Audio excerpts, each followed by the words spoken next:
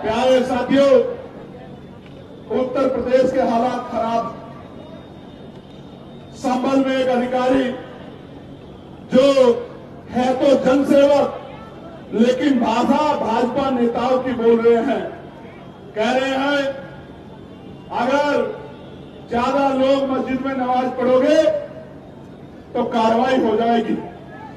मस्जिद से बाहर पैर रख दोगे नमाज पढ़ने के लिए ईदगाह से तो कार्रवाई हो जाएगी। कह रहे हैं कि अगर रील बनाओगे तो रेल बना दूंगा। मैं ये समझता हूं एक जनसेवक की भाषा ऐसी नहीं होनी चाहिए। जनसेवक का मतलब यह है कि उसको देख के हर गरीब कमजोर के दिल में ये भाव पैदा हो कि जब तक ये जनसेवक खड़ा है तब तक मेरी तरफ कोई गुंडा आंख नहीं उठा सकता। लेकिन आज हालात बिगड़ गए हैं।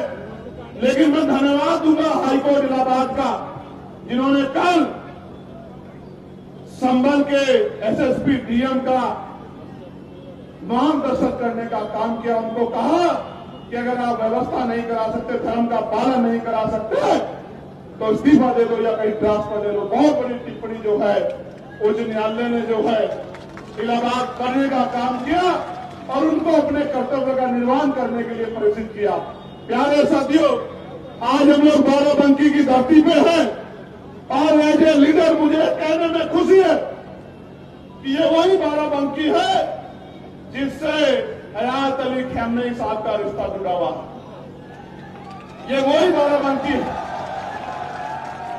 और वो अपने राज्य में, वहां अपने देश में राज करते थे, अपने लोगों के लिए कानून बनाते थे। उनकी शहादत हो गई, मगर मैंने उनके बारे में जब पढ़ा एक बात मुझे एज ए लीडर उनकी बहुत पसंद आई और मैं उनको सल्यूट करता हूं कि उनको पता था कि उन पे हमला होने वाला। उनको बताया गया सुरक्षा एजेंसियों के द्वारा कि आप पे हमला होगा, आपकी हत्या हो सकती है। तो उस शेर दिल बहादुर शहादत प्राप्त करता उस नेता ने कहा कि पहले मेरे देश के 9 करोड़ लोगों को सेव करो, फिर मेरी सुरक्षा के बारे में सोचो। वरना नेता कहते हैं कि पहले मेरी सुरक्षा करो, जनता मरती है तो कल की मरती आज मर जाए। लेकिन उस बहादुर नेता की इस बात से मैं बड़ा प्रेरित हुआ। और प्यारे साथियों, मैं कहना नहीं चाहता, लेकिन ये भी सच है कि अगर सत्ता का संरक्षण कुछ लोगों को नहीं होता तो चंद्रशेखर आजाद को अब शब्द कहने से पहले शेर का दिल चाहिए। गीदड़ बिल्ले जो है वो चंद्रशेखर पे टिप्पणी नहीं कर सकते। लेकिन सत्ता के संरक्षण में ऐसे लोगों को बढ़ावा दिया गया कि वो इस तरह की टिप्पणी करके माहौल खराब कर सके। मैं ये भी जानता हूं कि उनके पीछे कौन है, मैं इस बात को जानता हूं। मेरी इंटेलिजेंस भी कम नहीं, मैं जानता हूं कि उनके पीछे कौन है। और मैं उन तमाम साथियों को कहना चाहता हूं, मैं पहले तो उस भाई का धन्यवाद दूंगा। इसलिए धन्यवाद दूंगा क्योंकि उसकी बार बार के हमले ने जो उसने लाइव आके किया, मेरे सोए हुए लोगों को जगाने का काम किया और बहुजन समाज के लोगों में भाईचारा पैदा करने का काम किया। मैं इसके लिए उस भाई का धन्यवाद देता हूं और उसको मैं ये बताना चाहता हूं, उसको भी, उसके आका को भी, कि याद रखना मेरा नाम एडवोकेट चंद्रशेखर आजाद है। मैं किसी का कर्ज उधार नहीं छोड़ता। राजकाज बनने दो, सूद समेत अगर कर्ज नहीं उतारा तो मेरा नाम चंद्रशेखर आजाद नहीं। याद रखना प्यारे साथियों, मैं इसलिए नहीं कहना चाहता उन लोगों पे कुछ भी क्योंकि वो एक सोची समझी साजिश से काम कर रहे हैं। उनको पता आजाद समाज पार्टी ताकत बना रही है और वो ये भी जानते हैं कि चंद्रशेखर आजाद और तमाम साथी आजाद समाज पार्टी के मरने मिटने को तैयार हैं, लेकिन बहुजन समाज के अधिकारों को छीनने नहीं देंगे। इसलिए वो जानबूझ के हमारे जो नौजवान शक्ति है उसको पथभ्रष्ट करना चाहते हैं, उनका ध्यान इधर उधर करना चाहते हैं। मैं आपको कहना चाहता हूं, ऐसे किसी व्यक्ति पे मत ध्यान दो, अपने काम पर ध्यान दो। अगर आप मेरी बात पे पहरा देके अगले 6-7 महीने उस पर काम करते रहे, मैं गारंटी से कह सकता हूं कि पूरे उत्तर प्रदेश में किसी गरीब की तरफ आग उठाने वाला कोई गुंडा बचेगा नहीं। मेरी बात को आप याद रखें।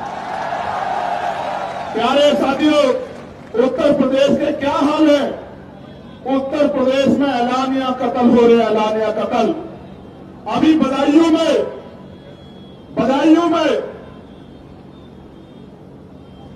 ऐलानिया कत्ल हुआ। 2 महीने पहले सुधीर गुप्ता जी ने एप्लीकेशन दी कि मेरी जान को खतरा है, मुझे धमकियां मिल रही, लेकिन उस बात को नजरअंदाज कर दिया गया। तो जाके एक अपराधी ने 2 लोगों की सरेआम हत्या कर दी। ये ऐलानिया कत्ल उत्तर प्रदेश में हो रहा है और मुख्यमंत्री कहते हैं कानून का राज स्थापित है। मेरी बात पर गौर करना साथियों, संभल में किशोरी के साथ गैंगरेप हुआ, कल मैंने ट्वीट किया और मुख्यमंत्री कहते हैं हर चौराहे पे यमराज खड़ा। लेकिन यमराज जब गुंडे भारतीय जनता पार्टी से जुड़े हुए होते हैं तो यमराज छुट्टी पे चले जाते हैं। प्यारे साथियों, कब सार के मां को मार दिया गया, बेटी को उठा ले जाया गया और बेटी का चीरहरण मीडिया के माध्यम से हुआ और उस परिवार से जो वादे किए थे वो पूरे नहीं किए। मैं जाऊंगा परिवार से मिलने, वहीं आंदोलन करूंगा जब तक उस परिवार की मांगे पूरी नहीं होगी, मैं नहीं बैठूंगा चैन से। और रामपुर के बिलासपुर में भी एक पुलिस की जवान के द्वारा गोली मार के हत्या कर दी गई थी। उनके साथ भी सरकार ने वादे किए थे, हाथरस के परिवार के साथ भी सरकार ने वादे किए थे, एक भी वादा पूरा नहीं किया। मैं विपक्ष के साथियों को भी कहना चाहता हूं कि जिस तरह खामनेई साहब ने बहादुरी दिखाते हुए शहादत कबूल की, आप भी डरो मत, मेरे साथ खड़े हो जाओ। इस भारतीय जनता पार्टी को 2027 में उखाड़ के फेंक देंगे हम लोग उत्तर प्रदेश में। आप डरो मत, विपक्ष के साथियों डरो मत, मुकाबला करो। शहादत जिनके हिस्से में शहादत आएगी, समाज उनको याद भूलेगा नहीं। और जो लोग अंदर से समझौता करके बीजेपी का काम करेंगे, समाज उनको भी भूलेगा नहीं। मेरी बात को आप याद रखें। प्यारे साथियों, शाहजहांपुर में पाल समाज के हमारे बुजुर्ग के कान पकड़वा के अपमानित करने का काम हुआ। यह है उत्तर प्रदेश की सरकार जो बहुजन समाज के लोगों को अपमानित करती है। इसलिए बहुत सारी घटनाएं जो मेरी जानकारी में है, भदोही में मामूली से हैंडपंप के विवाद में जयसलाल सरोज जो चौकीदार थे, पेट्रोल डालकर जलाकर मार दिया। ये है कानून व्यवस्था। फरुखाबाद में नाबालिग दलित युवती को केरोसिन डालकर निर्मम हत्या कर दी गई। कानपुर में दलित बस्ती को जला दिया गया और महिलाओं के साथ मारपीट की गई, अभद्रता की गई। जौनपुर में 8 मार्च को थाना जाफराबाद में यश गौतम की 16 साल के बच्चे की हत्या की गई। जौनपुर के थाना खुटान में राजीव गौतम की हत्या की गई। थाना लाइन बाजार में बस चालक ललई यादव की हत्या कर दी गई। थाना जाफराबाद में प्रेमचंद यादव की जो जन सेवा केंद्र चालक थे, उनकी निर्मम हत्या कर दी गई। प्यारे साथियों, लखनऊ में सूरज गौतम नाम के छोटे से एक युवक की, जिसने सिर्फ होली की बड़ाई दी थी, उसकी हत्या कर दी गई। मोहम्मद उर्रे नाम के नाबालिग छात्र की सर पे गोली मार के लखनऊ प्रदेश की राजधानी में हत्या कर दी गई। बालागंज में निषाद समाज की युवती की निर्मम हत्या दुष्कर्म का विरोध करने पे कर दी गई। बाराबंकी में मोहम्मदपुर थाना क्षेत्र से 100 मीटर की दूरी पे निषाद समाज की बच्ची की पेट्रोल डालकर जिंदा जलाकर हत्या का मामला सामने आया। और प्रयागराज में दलित छात्रों के साथ भेदभाव का इतना बड़ा मामला सामने आया।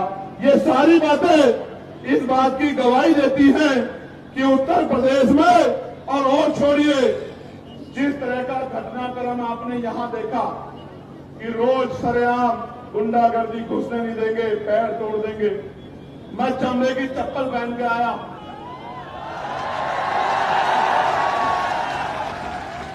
और भीम आर्मी का, आजाद समाज पार्टी का झंडा और डंडा दोनों इतने मजबूत हैं। और मैं बता देना चाहता हूं कि हम चमड़ा उतारना भी जानते हैं, उसका जूता बनाना भी जानते हैं और समय आने पर सर पे पटक के मारना भी जानते हैं। इस बात को भूलना ना कोई।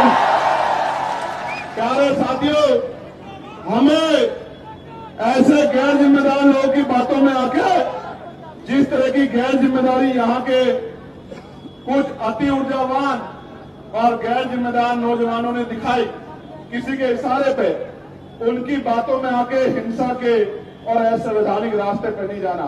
मुझसे वादा करो ऐसे हाथ आगे करके कि ऐसे गुंडों के चक्कर में नहीं पड़ोगे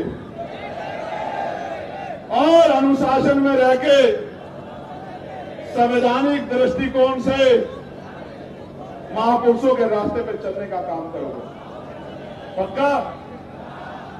प्यारे साथियों, मैं कहना नहीं चाहता था, लेकिन ये बात बतानी जरूरी है। हालांकि मैं इन सब चीजों से डरता नहीं, लेकिन प्रशासन को भी पता हो कि अब जब हम आ रहे थे, एक पुल पर चढ़ के कुछ लोगों ने पत्थरों से, ईंट के टुकड़ों से हमारी गाड़ी पे उनको फेंकने का काम किया। उनको लगता है कि इन चीजों से हम लोग कर सकते हैं। ये हम पे हमला नहीं है, मेरा भरोसा करो। ये उत्तर प्रदेश की कानून व्यवस्था पे हमला, ये खाकी के इकबाल पे हमला, ये उत्तर प्रदेश के मुख्यमंत्री के साथ में वो जो तुर्रम खा वाले भाषण देते हैं, उनके भाषणों पे हमला है। हम तो सत्ता में नहीं है, हम तो सत्ता में नहीं है, लेकिन सत्ता द्वारा पोषित गुंडे अगर इस तरह का कार्य करते हैं तो वो मुख्यमंत्री को चैलेंज करते हैं, उनकी कानून व्यवस्था को चैलेंज करते हैं। हम तो नहीं कर सकते। हम तो संविधान को मानने वाले लोग हैं। और मैं आपको कहना चाहता हूं, जिस दिन से हम लोगों ने मोर्चा लिया है, जानबूझ के हमारे खिलाफ इस तरह के भाषण की, भाई हम किसी धर्म के इष्टों को, भगवानों को आपत्तिजनक शब्द कहते हैं, हम एक धर्म के खिलाफ इस तरह की बातें करते हैं, इस तरह का जानबूझ के हमारी शक्ति जो आजाद समाज पार्टी की ताकत बढ़ रही है, उससे डर के इस तरह का दुष्प्रचार किया जाता। मैं गारंटी देता हूं, मैं वकील हूं।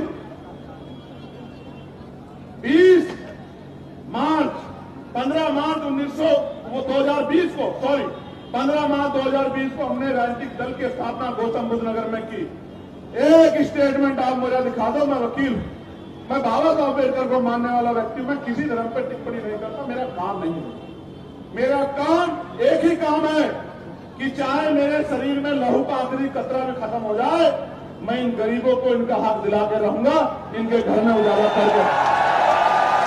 इसलिए जानबूझ के वो इस तरह की बातें करते हैं। उसका कारण बताऊंगा मैं आखिरी में आपको कि उसका कारण क्या है, लेकिन मैं आपको कुछ कहना चाहता हूं। आप मेरी बात को सुनने के लिए तैयार हो? गौर से सुनो, नोट करो, फोन में घर जाके मेरा एक ही काम करना मेरे लोगों, कि घर घर जाके इस बात को पहुंचाने का काम करना जो बातें पढ़ रहा हूं। और गारंटी देके कहता हूं, बाबा साहब का, बहुजन महापुरुषों का सिपाही हूं, फूले साहू परियार, अंबेडकर का अनुयायी हूं, बाबू जगदेव, आमना रामसु वर्मा का अनुयायी हूं। जो बात कह रहा हूं उसको पूरी करके दिखाऊंगा। और आप जानते हैं, इतिहास गवाह है, आज तक जो बात कही है उसको पूरा करके दिखाया नहीं दिखाया, बताओ। प्यारे साथियों, जैसे ही हमारी सरकार 2027 में बनेगी, 1 साल के अंदर सभी खाली पदों को, सरकारी खाली पदों को हम लोग भरने का काम करेंगे। मेरी बात को आप याद रखें।